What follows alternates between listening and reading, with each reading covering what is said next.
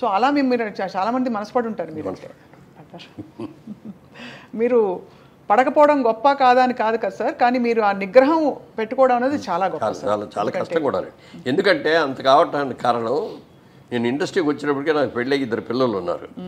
రేపు ఏదైనా నేను చేసిన తప్పుల మూలంగా నేను దెబ్బతినిపోతే నా భార్య రేపు నన్ను చూసి ఇదిగో ఇన్ని పెళ్లి చేసుకోవటం మూలంగా నేను ఇలా అయిపోయాను అని అనకూడదు. అలాగే నా పిల్లలు వీళ్ళకి పుట్టడం మూలంగా మా కర్మ, మేము ఇక్కడ వీళ్ళ కడుపులు పుట్టామేమో ఇంత చెడ్డ పేరు వచ్చిందో అని మా పిల్లలు అనకూడదు. ఎప్పుడైనా నన్ను చూసి నా భార్య అయినా, నా పిల్లలైనా, నా బంధువులైనా, నా ఆత్మీయులైనా గర్వపడే రీతిలో నేను ఉండాలి తప్ప నేను చూసుకొని అసహించుకునే రీతిలో ఉండకూడదు అనేది చాలా స్ట్రిక్ట్, అంటే చాలా స్ట్రిక్ట్. 40 ఏళ్ళ తర్వాత నన్ను ఎందుకన్నానంటే 40 ఏళ్ళు ఉన్నాను ఊరికి. సరదాగా నాగేశ్వరరావు గారు బాగా ఫ్రెండ్లీగా ఉంటారు. ఆయన అంటే నాకు చాలా ఆత్మీయం. ఐఎమ్ నిజంగా చెప్పండి, నేను నాగేశ్వరరావు గారి ఫ్యాన్ని. ఎన్నో సినిమాలు ఆయనతో కలిపి చేశాను. ఆయన ఒకరోజు అడిగారు సరదాగా, మురళి సాయంత్రం పూట నువ్వేం తీసుకుంటావు అన్నారు. నేను తీసుకోనండి అన్న. అదేమిటయా బాగా నిద్ర పడుతుందా అన్నాడు. శుభ్రంగా పడుకుంటాను, నీళ్ళు పడుకోగానే నిద్ర వచ్చేస్తాడు. కాదు 60 ఏళ్ళు దాటిన తర్వాత అప్పటికి క్యారెక్టర్ రోల్స్ వేస్తాను. హీరోలు అయిపోయి క్యారెక్టర్ రోల్స్లో ఉన్నప్పుడు అడిగారు అన్నమాట. 60 ఇయర్స్ దాటిన తర్వాత కొంచెం ఏదో ఒకటి తీసుకుంటా ఉండాలి. రోల్స్ అయిన కూడా కొంచెం వీక్ అయ్యి ఉంటాయి. వాటిని యాక్టివైజ్ చేయాలంటే ఏదైనా ఒక మంచి డ్రింక్, మామూలుగా సారా కొట్టడం, ఇయ్య కొట్టేసి తాగేసి వాగటం, కింద పడిపోవటాలు, రోడ్ల మీద పడిపోవటాలు ఇట్లా కాదు. నన్ను ఒక మెడిసిన్ లాగా ఒక వైన్ కానీ లేకపోతే మంచి బ్రాండీ వస్తుంది ఫారెన్ నుంచి మంచి, అలాంటివి తీసుకొని 1 పెగ్గు లేకపోతే 2 పెగ్గు అంతే, అంతకుమించి తాగకూడదు అన్నాడు. అని ట్రై చేయ అన్నారు. అంటే ఇంత పెద్ద ఆయన చెప్పారు, అనుభవంతో చెప్పాడు. ఆయనకున్న అనుభవాలు ఎన్నో ఉన్నాయి. వైన్ దాగి చూద్దాంలే అని చెప్పాను. అందుకని వైన్ బాటిల్ ఒకటి కొని తెప్పించుకొని ఇంట్లో కూర్చోను. ఇంటికి వచ్చినప్పుడు ఆ రోజున షూటింగ్లో అది 9 అయిపోయేది. లేకపోతే బయటకు వెళ్ళినా ఇట్లా 9 ఈజీగా అయ్యేది. ఇంటికి వచ్చేప్పుడు స్నానం చేసి అప్పుడు డ్రింక్ తీసుకోవటం మొదలుపెట్టి ఆ డ్రింక్ అయ్యి భోంచేద్దాం అనేవాడు 12 అవుతుంది. అప్పుడు దాకా మా ఆవిడ అక్కడే కూర్చుంటుంది తప్ప పడుకోదెళ్ళి. తన భోజనం తన స్వహస్తాలతో భోజనం పెట్టడం ఎప్పుడూ లేదు. పెళ్ళైన మొదటి రోజు నుంచి ఈ రోజు వరకు కూడా తనే వడ్డిస్తుంది. అన్నీ కూడా వేడివేడిగా. ఆ రోజుల్లో మైక్రోవేవ్లు అట్లాంటివి ఏమి లేకపోయినా కూడా నేను వచ్చే టైం చూసుకొని అన్ని కూరలు అవన్నీ వండేసేసి ఒక అన్నం మాత్రం వేడిగా పెట్టేవారు. వేడిగా అప్పటికప్పుడు వండేసి నేను ఇంట్లోకి వచ్చే స్నానం చేసి వచ్చే లోపల రెడీ అయిపోయేది అనమాట. అట్లా ఆ రోజు నుంచి ఈ రోజుగా వేడిగా తింటమే అలవాటు ఏదైనా సరే. Such a dedicated wife sir నిజంగా. అండ్ ఎంత నమ్మకంగా మిమ్మల్ని మీ వెంటే ఉండి మిమ్మల్ని నమ్మకంతో అంటే ఇండస్ట్రీలో ప్రోత్సహించడం అంటే సార్ వైఫ్ సపోర్ట్ లేండే మనకు అన్ని రంగాల్లో పార్ట్నర్ సపోర్ట్ ఉండాలి. నువ్వు ఎంత సంపాదించినా ఎంత కీర్తి ప్రతిష్ట ఇంటికి వచ్చేటప్పటికి హ్యాపీగా లేకపోతే అంతకంటే దరిద్రం ఇంకోటి ఉండదు. ఎన్నో ఈ ఫ్యామిలీస్లో చూశాను నేను ఇట్లాంటివి కూడా. అది వాళ్ళ తప్ప వీళ్ళ తప్ప అనేది పక్కన పెడితే అనుకూలమైన భార్య రాక అనుకూలమైన పిల్లలు లేకపోతే ఆ కుటుంబం ఎంత సంపాదించినా ఎంత పేరు ఉన్నా కూడా వేస్ట్. అవును సార్. నా అదృష్టం నన్ను దేవుడు పూజ చేయటం మూలంగా కానీ తల్లిదండ్రులు నాకు ఇచ్చిన శిక్షణ మూలంగా కానీ అలాగే నన్ను ఇంట్రడ్యూస్ చేసిన ప్రొడ్యూసర్ మూలంగా కానీ నన్ను దారిలో పెట్టి అభివృద్ధి చేసిన దాసరి గారి మూలంగా కానీ ఎవరైనా సరే వీళ్ళందరూ కూడా నాకు ఒక క్రమశిక్షణని బాగా నేర్పారు. ఎలా ఉండాలో నేర్పారు, ఎలా ఉండకూడదో కూడా నేర్పారు. అందుకని నాగేశ్వరరావు గారు అంత ట్రైన్ చెప్పాడు, ట్రై చేద్దామని అని ట్రై చేసా కానీ నాకు అలవాటు కుదరలేదు. అది అలవాటు. వారం 2-4 రోజులు ట్రై చేశానే కుదరలేదు. మనకు కుదిరే కుదరదు కానీ వదిలేసాను. తర్వాత ఎప్పుడు మేడం 1 నెల అయిన తర్వాత నాగేశ్వరరావు ఏంటి ఇది మనం తీసుకుంటున్నావు అయినాను. లేదండి నాకు పర్లేదండి అది అన్న. తర్వాత అన్నాం కానీ తర్వాత మెల్లమెల్లగా ఏదో పార్టీస్, ఇప్పుడు నాగేశ్వరరావు బర్త్డే అనుకో ఆ రోజున పార్టీ ఇచ్చేవారు. అలాగే పెద్ద బర్త్డేలు ఎన్నో ఉన్నప్పుడు అక్కడికి వెళ్ళినప్పుడు ఏదో ఒక పెగ్ తీసుకోవటం అనేది అలా చేసా కానీ అప్పుడు దాకా 47 మాత్రం అలా ముట్టుకోను.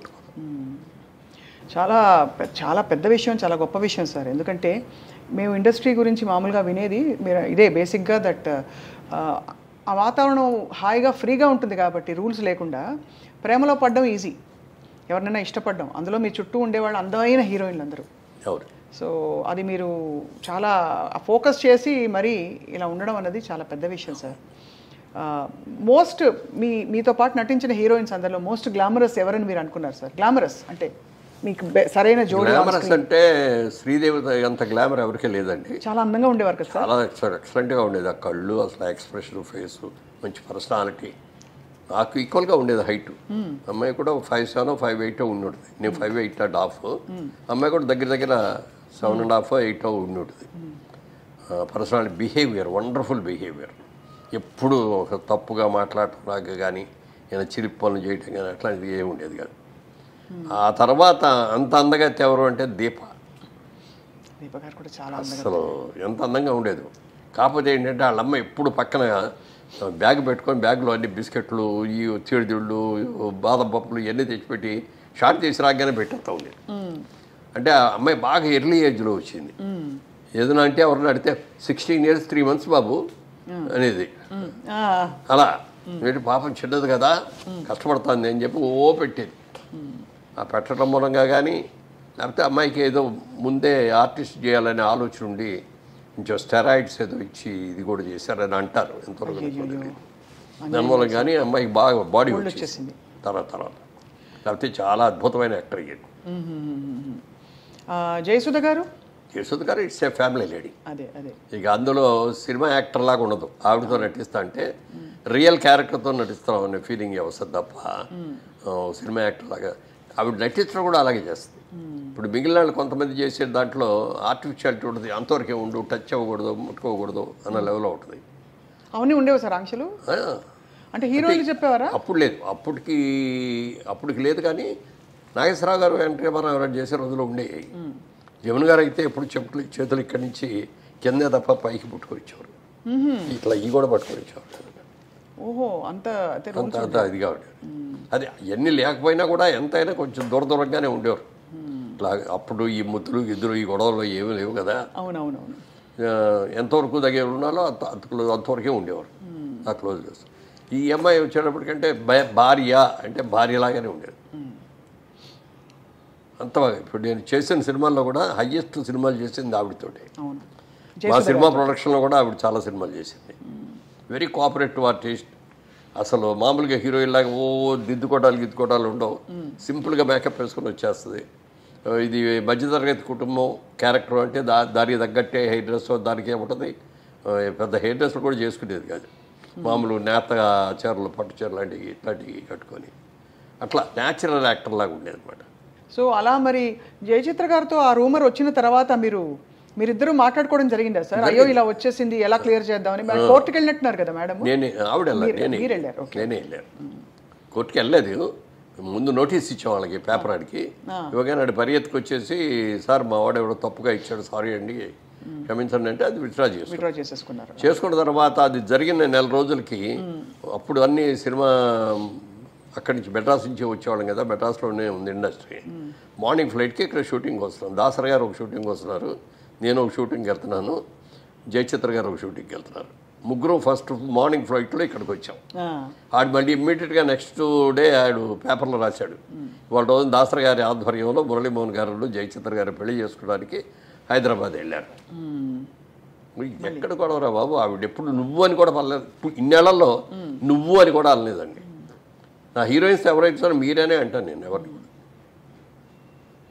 యశోదరు కూడా నువ్వు అంట, నువ్వు అన్నా మీరేనంట.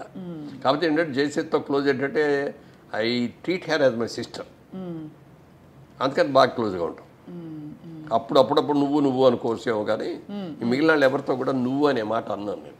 చాలా డిస్టర్బింగ్ సార్ ఇవన్నీ. అంటే పబ్లిక్ ఇమేజ్ అందులో కొంచెం మనం అన్నిటికీ ఎఫెక్ట్ అవుతాం. అంటే ఇప్పుడైతే సోషల్ మీడియాలో ఎడపడ రాస్తున్నారు, నోటికి వచ్చినట్టు రాసేస్తారు. దాసరి గారు అద్దాల మేడ సినిమా చేసేటప్పుడు ఓ డైలాగ్ రాశారు. దాంట్లో సినిమా వాళ్ళు మనందరం కూడా అద్దాల మేడల్లో ఉంటాం, మనం ఏ చేసిన ప్రతి పని కూడా భూతద్దాల్లో మనం చూస్తూ ఉంటారు వాళ్ళు. మనం తప్పు చేసినా ఒప్పు చేస్తే బాగుందంటారు, మెచ్చుకుంటారు. తప్పు చేస్తే మాత్రం రాళ్ళు విసిరి కొడతారు, మన అద్దాలు పగిలిపోతాయి, మన బతుకు బజారు పాలైపోతుంది అని ఆ డైలాగ్ ఎంత బాగా నచ్చిందో నాకు. ఆ డైలాగు దాన్ని తూచా తప్పకుండా పాటించాను. ఎక్కడ కూడా ఎప్పుడన్నా ఏదన్నా మీరు అన్నట్టు ఇందాక పార్టీలో ఎక్కడ ఏదైనా చిన్నగా తీసుకున్నా కూడా జనం ఎవరో లేనప్పుడు చూసి తీసుకోవటమే. పబ్లిక్లో ఉన్నప్పుడు సిగరెట్లు తాగటం కానీ ఇది కానీ అది కూడా ఉండేది. సిగరెట్లు కూడా ఏంటంటే నాకు అలవాటు లేదు, కానీ వాయిస్ కొంచెం థిన్గా ఉండేది బిగినింగ్లో. బేస్ అది ఉండేది కాదు. అప్పుడు మ్యూజిక్ డైరెక్టర్ చక్రవర్తి గారే సలహా ఇచ్చాడు, నువ్వు చుట్టలు తాగు రోజు అన్నాడు. ఊళ్ళో ఆయన చుట్టలు కావాలి కాదండి అన్న. అయితే సిగరెట్ తాగానే ఆయనే ఫస్ట్ సిగరెట్ ఇచ్చాడు. సిగరెట్ తాగిన తర్వాత అదొక రోజుకో 10 సిగరెట్లు అని లిమిట్ పెట్టుకొని ఆ లిమిట్ దాటకుండా అట్లా కొన్నాళ్ళు చేశాను. మళ్ళీ అయ్యప్ప మాల వేసుకుంటే మళ్ళీ మానేసేవాడిని. మళ్ళీ మాల అది తీసేసిన తర్వాత తాగాడు. ఒక రోజున అనిపించింది, అయ్యప్ప మానేసాము కదా, 30-40 రోజులు మానేసాం, ఎందుకు ఇప్పుడు ఎందుకు కట్ చేయాలి అని అనుకున్నాను. అంతే మళ్ళీ మానేసాం. అంతే అక్కడి నుంచి అది కూడా బంద్, అంతే కట్.